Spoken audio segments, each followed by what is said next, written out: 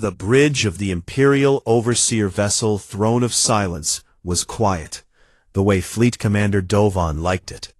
His 6 limbs rested on the arms of his command chair, his deep indigo scales catching the pale light of the display screens around him. Outside the viewport, the stars hung still and cold against the black of space. This was the edge of the Calvari Galactic Empire, the last line of civilized space before the darkness began. Dovan had commanded the 4th Boundary Fleet for 11 years. In that time, nothing interesting had ever happened on this border. The reason was simple. Beyond the boundary lay the dead zone, a vast stretch of space filled with radiation storms, collapsing gravity wells, and energy surges violent enough to tear apart the strongest Imperial dreadnought in minutes. No ship had ever crossed it and returned. No species had ever come from the other side. It was, as far as the Empire was concerned, the end of the universe, and that suited Dovan perfectly. He was a proud officer of a proud empire. The Calvari had ruled 12,000 star systems for over 6,000 years. They had absorbed or conquered 43 known species. There was no enemy left to fight, no frontier left to worry about. The dead zone was just a wall at the edge of everything, and Dovan's job was to stare at it and make sure it stayed a wall. Behind him, Subcommander Rylith stood at the tactical console, reviewing patrol reports. She was younger than Dovan, her scales a lighter shade of blue, and she carried herself with the quiet tension of someone who always expected something to go wrong. Dovan found this annoying. In his experience, nothing ever went wrong on the border. That was the whole point of the border. Below them, in the sensor pit, a small insectoid figure hunched over a long-range detection array. His name was Gren, and he was a Palani, one of the many conscripted species who served the Empire in low-ranking positions. Gren had 4 arms, compound eyes, and a constant state of fear that made his antenna twitch whenever a superior officer looked in his direction. He had been assigned to the sensor pit because no one else wanted the job, and he performed it with the desperate attention of someone who knew that failure meant punishment. It was Gren who first noticed the signal. It appeared on his screen as a small irregularity, a rhythmic pulse coming from deep within the dead zone. At first he assumed it was a sensor glitch. The dead zone produced all kinds of electromagnetic noise, radiation bursts, gravitational echoes, the death screams of collapsing stars. His equipment filtered most of it out automatically, but this signal was different. It was structured. It repeated at regular intervals, and it was getting stronger. Gren's antenna went stiff. He ran a diagnostic on his equipment. Everything was functioning normally. He ran the signal through the standard noise filters. It passed through every one of them. It was not noise. It was artificial. He raised his voice, which came out as a thin, clicking sound. "Commander, I am detecting an anomalous signal from within the dead zone." Dovan did not turn around.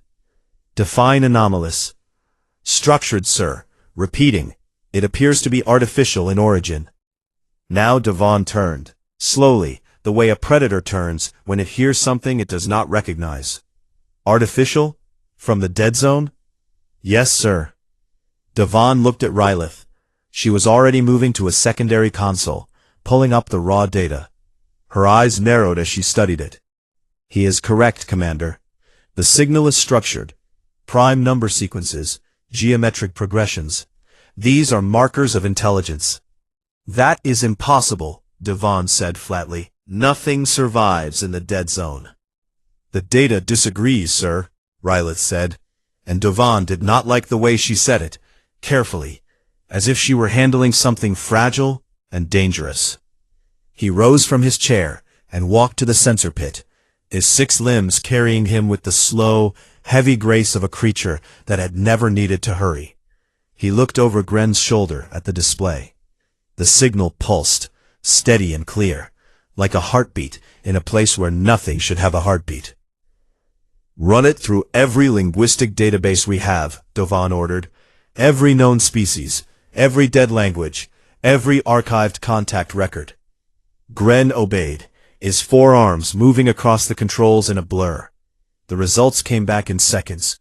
No match. The signal did not correspond to any known language, communication protocol, or species in the Imperial archives. It was completely unknown. Dovan felt something cold settle in his chest. He had served the Empire for decades. He had seen rebellions crushed, worlds absorbed, species brought to heel.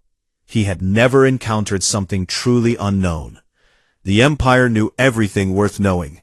That was what it meant to be the Empire. "There is something else, Commander," Gren said, his voice barely above a whisper. "The signal source is moving." Rylith stepped closer. "Moving? At what velocity?" Gren told her. She stared at the number on the screen. Then she looked at Dovan. "That velocity is not possible, Commander. At that speed, the gravitational stresses alone would collapse any known hull structure." Dovan stared at the display. The signal source was moving through the dead zone, the place that destroyed everything, at a speed that should not exist, and it was broadcasting, openly, without any attempt to hide itself. "Send the data to Imperial High Command," Dovan said quietly. "Full encryption." "Yes, Commander." Rylith began the transmission. But before it completed, the signal changed. Gren made a sound, a small, involuntary click of pure terror. On his screen, the moving source had altered its trajectory. It had been traveling in a straight line through the dead zone, but now it was turning toward them, toward the fleet, toward the border. "Commander," Gren whispered, his compound eyes wide and dark. "It detected our scan. It knows we are here." The bridge went silent. Every officer, every technician, every conscript stopped what they were doing and looked at the display. "And Commander," Gren continued, his antenna flat against his skull, "it is accelerating." Dovan stood very still. Outside the viewport, the dead zone stretched vast and dark, and full of something that was coming toward them, very, very fast. For the first time in his long career, Fleet Commander Dovan did not know what to do. And somewhere in the impossible depths of the dead zone, the signal pulsed on, steady, calm, and utterly unafraid. Aboard the UENF Dawan, Captain Yun Teho sat in his command chair and stared at the screen in front of him. 3 years. 3 years of flying through the worst stretch of space humanity had ever encountered. The region Earth's astronomers had named the Scar. And now, on the other side, there were ships. Not human ships, not anything human. Alien ships, real and undeniable, sitting in a cluster at the edge of the radiation belt, like a row of guards at a gate. Teho was a calm man. He had been calm when they entered the Scar. He had been calm when the radiation storms nearly cracked their hull plating twice. He had been calm when the navigation computer failed for 6 hours, and his crew had to fly blind through a collapsing gravity corridor. But right now, looking at those alien signatures on his display, his heart was beating very fast. He pressed the comm button on his armrest. "Jinu, now." Ensign Bay Jinu arrived in under a minute, slightly out of breath, his uniform not quite straight. He was the youngest officer on the ship, 22 years old, assigned as the communications and linguistics specialist for the mission. He had spent 3 years preparing for a moment that most people on Earth believed would never come. Now it was here, and his hands were shaking. "Sir," he said, "I see them on the display. I count 12 vessels, 14, 16, said Lieutenant Commander Park Soyun from the tactical station. She was standing, not sitting, her arms folded across her chest. Her dark eyes moved across the readouts with the steady focus of someone who had trained for combat her entire adult life. 16 vessels in formation. Military configuration. Weapons are powered but not locked. Teho nodded slowly. "Jinu, begin first contact protocol. Full broadcast package. Math sequences, visual data, star maps, the whole thing. Open channels. Wide beam." Jinnu swallowed hard and moved to his station. His fingers flew across the console. Within moments, the Dawan began broadcasting. Prime number sequences, simple geometric patterns, images of Earth, diagrams of the solar system, and a short animated clip that humanity's First Contact Committee had designed decades ago. The clip showed two simple figures, different in shape, meeting and extending open hands toward each other. On the other side of the border, Fleet Commander Dovan watched the alien vessel emerge from the dead zone, and he could not believe what he was seeing. The ship was not large by Imperial standards. His sensors estimated it at roughly 400 meters, smaller than a Calvari cruiser, much smaller than a dreadnought. But it should not have existed at all. Nothing should have come through the dead zone. And yet there it was, sliding out of the radiation storms like a creature walking out of a fire, its hull intact, its engines burning steady and bright. "What is that thing made of?" Rylith asked quietly, staring at the scan results. The hull composition did not match any known alloy in the Imperial database. The structural density was absurd. The ship was built like a fortress compressed into the shape of a blade. Its engine output, for something that small, was equal to a Calvari battlecruiser. "It is one ship," Devon said, gripping the arm of his chair. "One small ship." "One small ship that just flew through the dead zone, Commander," Rylith reminded him. Devon's jaw tightened. He opened a channel to the alien vessel and transmitted a standard Imperial warning in the common Calvari tongue. A harsh, clipped message that every conquered species in the Empire had learned to fear. "Identify yourself and submit to inspection, or you will be destroyed." Aboard the Dawan, Jinnu's console lit up with the incoming transmission. He listened to it, his brow furrowed. The language was completely unknown. Sharp, clicking consonants layered over deep vowel tones. But the pattern was unmistakable. Short sentences, commanding rhythm, a tone that every human culture on Earth would recognize instantly. "Sir," Jinnu said, "I cannot translate it yet, but that is a threat. Or a demand. Maybe both." Soyun's hand moved to the tactical display. "They have weapons locked on us, Captain. 20 crew members, all human, all very far from home, staring at the first alien contact in their species' history, and it was pointing guns at them." Teho sat very still for a long moment. Then he spoke. "Power down all offensive weapons." Soyun turned to look at him. "Sir?" "Power them down. Keep shields active. Keep point defense online. But take everything offensive cold. I want them to see it on their sensors." Soyun hesitated for exactly 1 second, then nodded and carried out the order. The Dawan's weapon systems went dark, one by one. On the throne of silence, Gren reported the change immediately. "Commander, the alien vessel has deactivated its weapon systems." Dovan leaned forward. A thin smile crossed his scaled face. "They surrender. Good. They are wise enough to recognize Imperial authority." He turned to his communications officer. "Notify High Command. The unknown vessel has submitted. Prepare a boarding party." Rylith frowned. Something about this felt wrong to her. The alien ship had just done the impossible.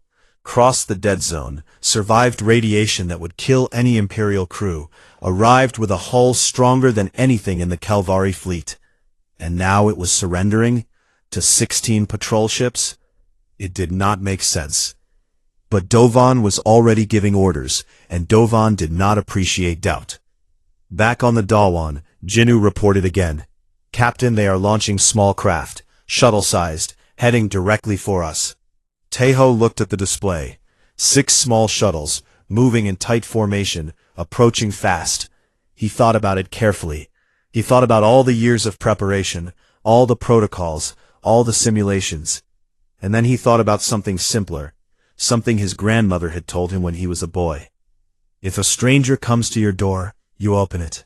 If they come with anger, you answer with tea." Strength is not in the fist. Strength is in the open hand. Let them dock, he said. Soyeon leaned over from her station. Sir, they think we are surrendering. Taeho met her eyes. There was no fear in his face, only a quiet, steady focus. I know what they think. He stood up from his chair and straightened his uniform. Let them dock. Let them come aboard, and let us say hello properly. The shuttles closed the distance. The Daewon held its position, shields up, weapons cold, broadcasting its message of peace to a fleet that did not understand it. And somewhere in the back of Jinu's mind, a thought was forming. Already, from just minutes of listening to their transmissions, he was beginning to see the shape of their language. The grammar was complex, but logical. The phonetics were difficult, but not impossible. Given a few hours, he might be able to speak it. He did not know it yet, but that small talent, that simple human gift for listening, learning, and reaching across the gap, was about to terrify an empire, far more than any weapon ever could. Boarding Commander Volth had conquered 11 worlds in his career. He had walked onto alien bridges, accepted surrenders from trembling leaders, and planted the Imperial banner on soil still warm from orbital bombardment. He was tall, even by Kelvari standards, and his dark violet scales were marked with the ritual scars of a decorated warrior. He feared nothing in the known galaxy. He stepped through the docking seal onto the alien ship, and the first thing he noticed was the weight. The gravity was wrong. It pressed down on him like a heavy hand on his shoulders, pulling at his limbs, making every step require more effort than it should. His soldiers felt it too. 12 of them, all in full combat armor, all veterans. They shifted uncomfortably, adjusting their stances. One of them checked his suit readout and made a low sound of disbelief. The gravity aboard this vessel was nearly 1.5 times the standard on Kelvar Prime. These aliens lived in this. They breathed this thick, warm air. They walked under this crushing weight every single day of their lives. The second thing Volth noticed was the welcoming party. He had expected cowering primitives. He had expected submission, kneeling figures, lowered heads, the universal body language of defeat that he had seen on a dozen conquered worlds. Instead, he found 6 aliens standing in a neat line in the docking bay. They were smaller than he expected, standing upright on 2 legs, with smooth skin in various shades of brown. They wore matching dark uniforms, clean and pressed, with no visible weapons. At the front of the line stood a female, compact, straight-backed, with short black hair and steady dark eyes that looked directly into his face without flinching. This was Chief Petty Officer Han Miri, and she had been waiting for this moment with a calm that annoyed even herself. She had spent 15 years in the United Earth Ground Forces before transferring to the Navy. She had fought in the Borneo Crisis, the Arctic Standoff, and 2 peacekeeping deployments that had been anything but peaceful. She knew what armed soldiers looked like when they expected to take something by force. She could see it in the way the aliens held their weapons, in the angle of their bodies, in the tension of their movements. She did not reach for a weapon. She stood perfectly still and gave a slow, respectful nod. Volth stopped. His soldiers stopped behind him. The silence in the docking bay was thick enough to touch. Then a young human male stepped forward from behind Miri. This was Ensign Bei Jinu, and he was holding a small device in both hands, his knuckles white from gripping it. He had spent the last hour analyzing every Kelvari transmission he could capture, feeding the data into the translation system, building a framework from scratch. It was incomplete. It was rough, but it was something. He cleared his throat, looked up at the towering alien commander, and spoke in broken, halting Kelvari. The words came out wrong in several places.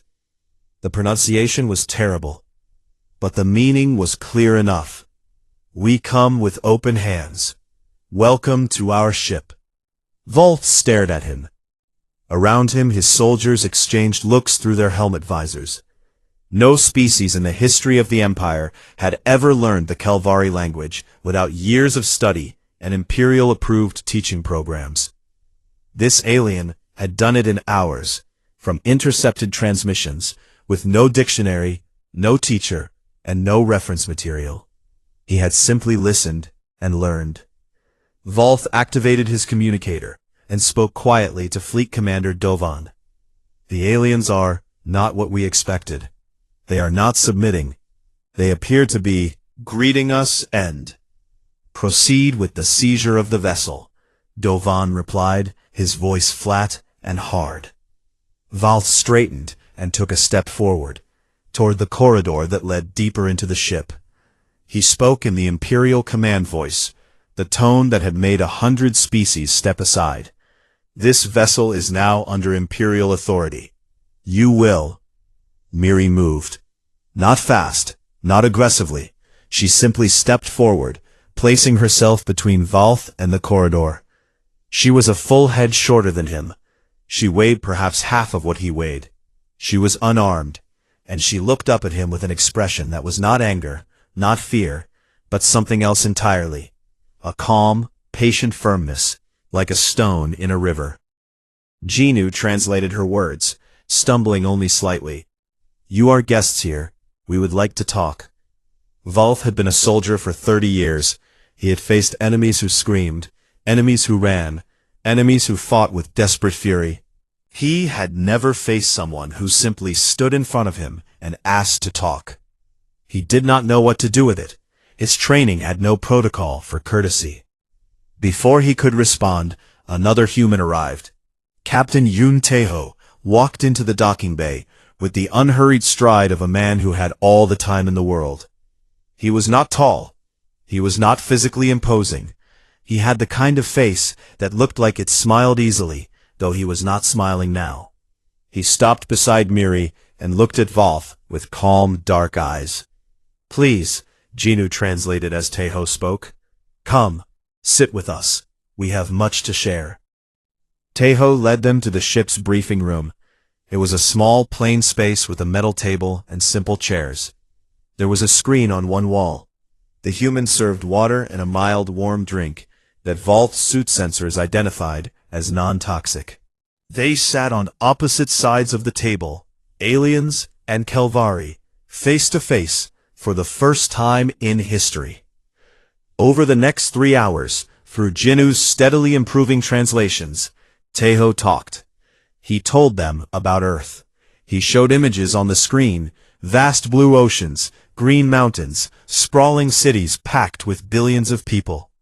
He showed them the solar system, the slow expansion of humanity into its own neighborhood of space, the discovery of faster-than-light travel, the decision to explore beyond the scar. Volth asked how they survived the crossing. Teho shrugged, a gesture the Kelvari did not have, and said they had reinforced the hull, plotted a careful course, and gone through. He said it the way someone might describe a difficult hike, not an impossible feat. The Kelvari soldiers listened in growing silence. These creatures came from a world with crushing gravity, violent weather, extreme temperatures, and a history, which Teho shared openly and without shame, of constant warfare, disease, and disaster. They had fought each other for thousands of years. They had nearly destroyed themselves more than once, and they had survived every single time. When the meeting ended, Volth returned to his shuttle. He sat in the pilot's seat and did not move for a long time. His soldiers were quiet behind him. Davan's voice came through the communicator. Report. Did they surrender?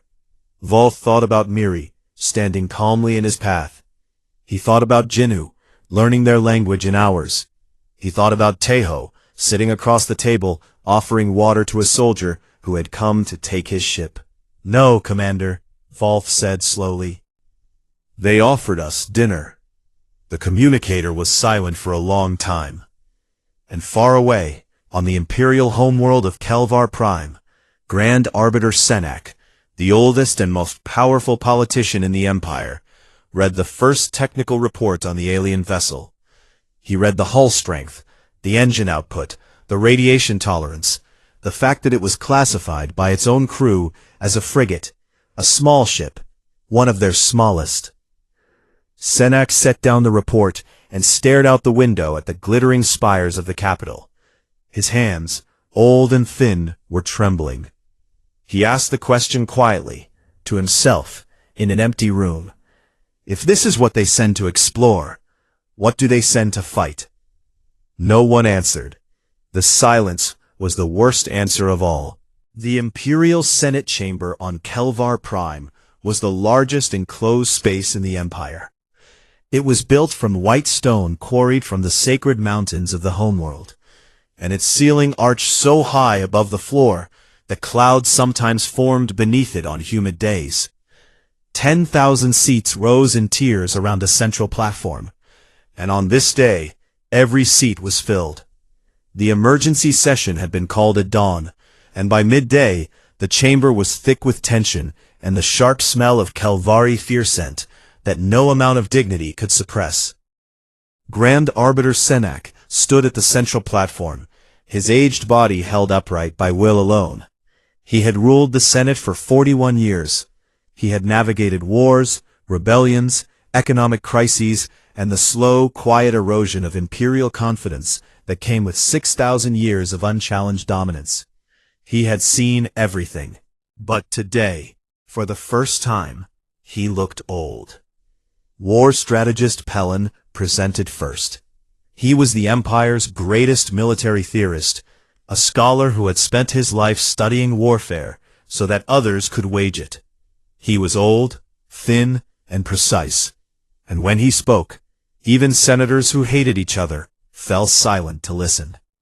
He activated the central display, and the image of the human frigate Dawan appeared above the platform, rotating slowly. It looked ugly to Kelvari eyes, angular, blunt, graceless, a block of metal with engines. But Pelin did not care about beauty. He cared about numbers. He began with the hull. The Dawan's armor was composed of layered alloys that the Empire's best metallurgists could not identify from sensor data alone. Its structural density exceeded anything in the Empire's fleet by a factor of 3. It was, in simple terms, built to survive things that should destroy it. The dead zone had not destroyed it, because the ship was designed as if its builders assumed the universe was trying to kill them at all times. Then the engines. The human faster-than-light system operated on principles the Empire did not fully understand. It was faster than Kelvari drives. It was more efficient. And it functioned inside the dead zone, where Kelvari physics said no drive should work.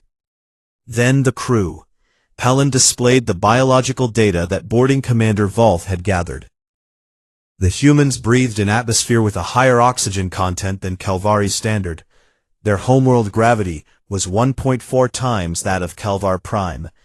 Their species had evolved on a planet with active plate tectonics, violent weather systems, extreme temperature variation, predatory megafauna, and microbial life aggressive enough to wage war on their bodies every day. They were, by every galactic classification the Empire had ever developed, a death world species. The Senate was very quiet. Pelin continued. He had studied the history that Captain Tejo had freely shared. And this, Pelin said, was what frightened him most. The humans had not achieved dominance through biological superiority or technological advantage. They had achieved it through sheer, relentless refusal to die. Their history was a catalogue of horrors, wars that killed millions, diseases that killed more, famines, floods, ice ages, and at least 2 points where they had come close to destroying themselves entirely. Each time, they had survived. Each time, they had come back stronger. They did not find peace through power, Pelin said, his voice flat and careful. They found it through exhaustion. They fought until fighting became too costly. And then, they negotiated. And while they negotiated, they built better weapons. Not to use, to have. Because they cannot stop preparing for the worst. It is in their nature. He paused, and then delivered his conclusion. The vessel at our border is one of their smallest military ships. If their fleet scales the way every known civilization's fleet scales, then their largest warships are beyond anything we possess. We are not looking at a primitive species that wandered into our territory. We are looking at a civilization that was forged in fire, and they brought the fire with them. The Senate erupted. Senators shouted, argued, accused each other of cowardice or recklessness. Senak let them shout. He was watching Intelligence Director Motha, who sat in her designated seat with perfect stillness, her pale green scales smooth and unreadable. When the noise died down, Motha spoke. Her voice was cold and precise, like a surgical instrument. She proposed a simple plan: destroy the human frigate, blockade the dead zone, and prepare the Imperial fleet for war. Strike now, she argued, while there was only one ship, one crew, one chance to eliminate the threat before it grew. Their openness is either a trap or a confession of strength, Motha said. In either case, the correct response is force. We did not build this empire by waiting for threats to grow. Senak listened. He understood her logic. It was the logic that had built the empire, the logic of the conqueror, the first strike, the overwhelming force. It had worked for 6,000 years. But Senak was old enough to know that just because something had always worked did not mean it would work forever. Before the Senate could vote on Motha's proposal, a communication arrived from the border. Sub-Commander Rylith, who had been sending her own reports to the Senate independently, delivered the update with barely controlled urgency. 3 additional human vessels had arrived at the border. They were not combat ships.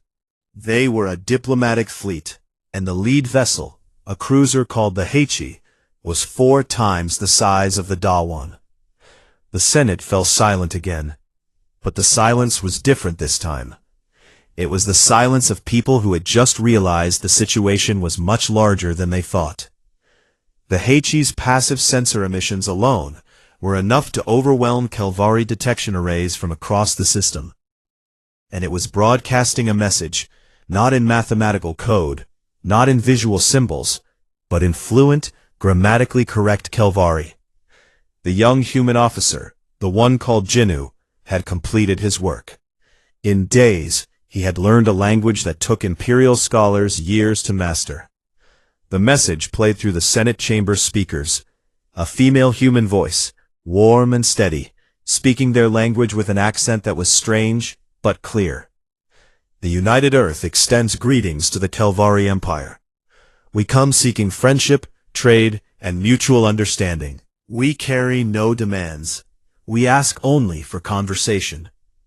The voice belonged to Ambassador Cho Enji, and she was sitting aboard the HFY with her hands folded in her lap, watching the stars through the viewport, waiting with the practiced patience of a woman who had spent 30 years turning enemies into partners across conference tables on 3 continents. In the Senate chamber, Motha saw a threat. Senak saw a crisis. And in the border fleet, Rylith, listening to the human ambassador's gentle, fluent words, saw something that neither of them could see. She saw hope. Not the hope of the strong over the weak, but the rarer, harder kind. The hope that 2 civilizations could meet as equals and choose not to destroy each other. The Senate voted. It was close, closer than Senak would have liked. But the motion passed. The human delegation would be allowed to land on Kelvar Prime. Motha voted against it. She said nothing when the result was announced. She simply left the chamber, walking with the measured steps of someone who had already begun planning something else. Senak watched her go. Then he turned to the viewport behind his platform, where the sky above the capital was darkening toward evening. He spoke quietly, to no one. If we cannot conquer them, we had better learn to live with them, and pray they feel the same. Outside, the first stars appeared, and somewhere among them, 4 human ships waited in patient silence, their open hands extended toward an empire that had never once in 6,000 years been offered a hand instead of a fist. The imperial capital was a city of glass and stone, built in sharp geometric lines that stretched toward the sky like the teeth of some enormous creature. Everything about it was designed to project power. The towering senate halls, the wide ceremonial boulevards, the statues of ancient conquerors standing with clenched fists raised against the heavens.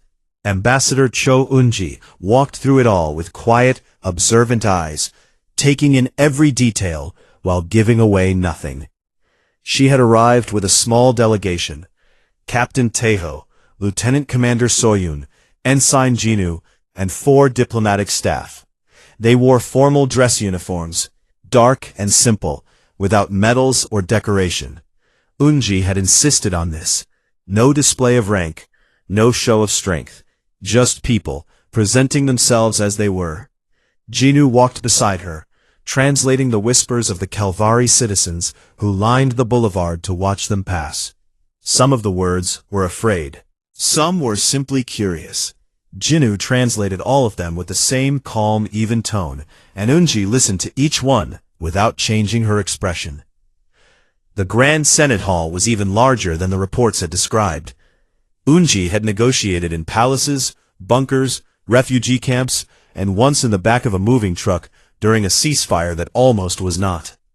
She was not intimidated by architecture. She stepped onto the central platform, looked up at 10,000 Kalvari faces staring down at her, and smiled. She spoke in Kalvari. Her pronunciation was nearly perfect. Jinu had coached her for hours on the shuttle down, and she had a gift for languages that had served her across a 30-year career. She thanked the Empire for its welcome. She described Earth, its people, its history, its desire for friendship. She presented humanity's offer formally: a mutual non-aggression pact, open communication channels, cultural exchange programs, and the framework for eventual trade. No territorial demands, no conditions, no ultimatums. Grand Arbiter Senek listened from his elevated seat, his old face unreadable. When Eun-ji finished, he rose and accepted the offer provisionally, pending Senate ratification. The chamber stirred with relief and tension in equal measure. Then the lights flickered. Not in the Senate Hall, in the sky. Alarms began sounding across the capital, sharp and urgent, the kind that had not been heard on Kelvar Prime in living memory. Senek's personal aide rushed to his side and whispered in his ear. His face went white. In orbit above Kelvar Prime, 40 warships dropped out of faster-than-light travel in a tight attack formation. They were Imperial vessels, Kalvari-built, Kalvari-crewed, but they were not under Senate command. They were Mothas. Intelligence Director Motha had spent the last 2 days quietly repositioning ships loyal to her, pulling them from border stations and reserve fleets, assembling a strike force in the outer system where no one was watching. Now she gave the order, and 40 warships opened fire on the 3 human vessels orbiting the planet. The first salvo hit the HE broadside. Energy beams and kinetic projectiles slammed into the cruiser's hull in a storm of light and force. The 2 escort ships, the Dawan and a frigate called the Buell, took fire from multiple directions. In the Senate Hall, chaos erupted. Senators screamed and ran for the exits. Guards rushed to surround the human delegation. But Eun-ji did not move.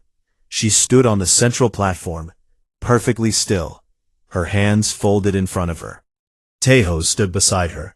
His jaw was tight, his eyes hard, but he did not reach for a weapon. He simply turned to Senek and spoke through Jinu, his voice level and clear. Grand Arbiter, I need to inform you that our ships are under attack by vessels from within your own fleet. Senek stared at him. The old politician understood immediately what had happened. Motha. He had watched her leave the chamber after the vote, and he had known, somewhere in the back of his mind, he had known. But he had not acted, and now 40 warships were firing on a diplomatic mission above his own homeworld. "I will order them to stop," Senek said, already reaching for his communicator. "There is no need," Tejo said quietly. "Not yet." In orbit, the HE absorbed the fire. Its shields flared white under the bombardment, rippling with energy discharge, but they held. The Kelvari strike fleet was throwing everything they had at it. Beam weapons, missiles, kinetic slugs, and the human cruiser simply sat there and took it. The Dawan and the Biol did the same. 3 ships, motionless, surrounded by 40 attackers, weathering a storm of destruction without returning a single shot.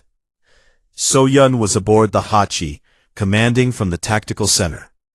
Her crew worked around her in focused silence, monitoring shield integrity, tracking incoming fire, running damage assessments. Everything was holding.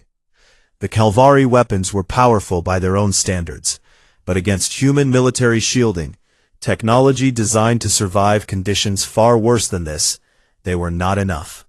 So-Yun opened a channel to the surface. "Captain, we can hold this indefinitely. Standing by for orders." Tejo looked at Unji. The ambassador held his gaze for a moment, then gave a single, small nod.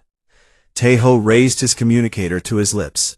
When he spoke, his voice was calm and quiet, the voice of a man who had already made his decision. "Dawan, Heichi, Biol, show them." The 3 human ships activated their full combat systems simultaneously. The Heichi lit up like a star. Its energy signature, previously dampened to diplomatic levels, expanded outward in a wave that blinded every Kelvari sensor in the system.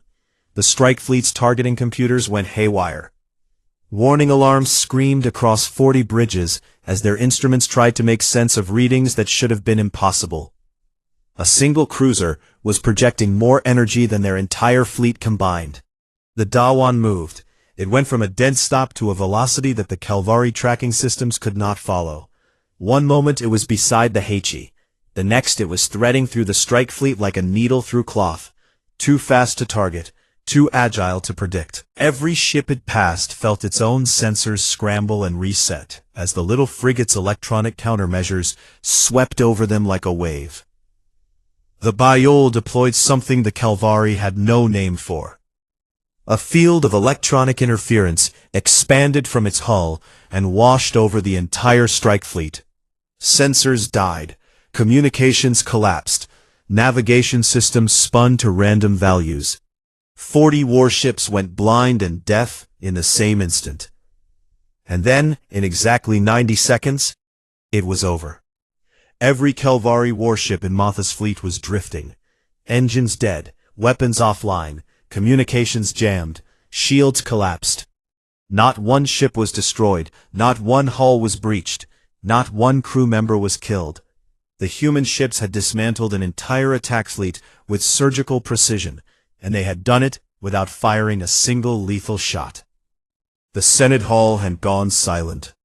10,000 Kelvari stood or sat in absolute stillness, watching the orbital display screens that showed their own warships floating dark and helpless, while 3 human vessels circled them like shepherds around a flock. Motha stood frozen near the back of the chamber.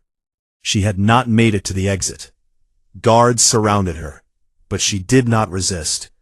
She was staring at the display, her mouth slightly open, her pale green scales fading to a sickly gray. She had gambled everything on the assumption that force would work. She had been wrong. Yunji stepped forward on the central platform. Every eye in the chamber turned to her. She looked up at the display, at the disabled fleet, at her own ships holding position, at the planet below them, and then she looked at Senak. Her voice was steady, and it carried through the vast hall without amplification. Grand Arbiter, that is what humans send to fight. We ask you, now, to make the same choice.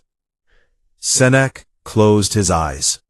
When he opened them, He looked like a man who had just set down a weight he had been carrying for a very long time. He gave the order to arrest Motha. He called for an immediate vote. The Senate ratified the peace treaty unanimously without a single voice raised in opposition. Later that evening, as the sun set over the capital and the sky turned the color of burnished copper, Captain Yoon Tae-ho stood on a balcony of the diplomatic residence. Below him the city hummed with life. Calvari citizens going about their evening, the streets lit with soft blue light. Beside him, Sub-Commander Rylith stood quietly, her lighter blue scales catching the fading light. She had asked to speak with him privately, and he had agreed. For a while, they simply watched the sunset together. Then Rylith spoke. "Were you ever afraid when our fleet attacked your ships?" Tae-ho did not answer immediately. He looked out at the sky, at the first stars appearing above the spires, at the vast and ancient city of a civilization that had ruled alone for 6,000 years and was now, for the first time, learning to share. "Every second," he said. "I was afraid every single second." Rylith turned to look at him. "Then how did you hold your fire? How did your crews sit still while our weapons hit you?"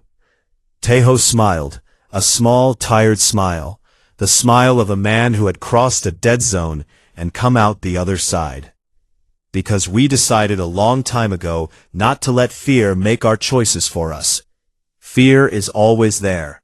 It never goes away. But it does not get to drive." Rylith looked out at the sky again. The stars were brighter now, sharp and clear.